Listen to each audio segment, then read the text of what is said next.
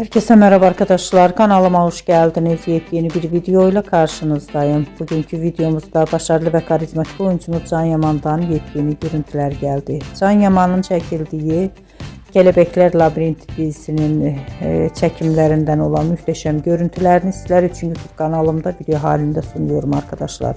Umarım beğenirsiniz. Videomu beğendiyseniz kanalımı izlemeyi ve bildirim butonuna basmayı unutmayın. Şimdilik benden bu kadar olsun. Yeni videomuzda görüşmek üzere. Hoşça kalın.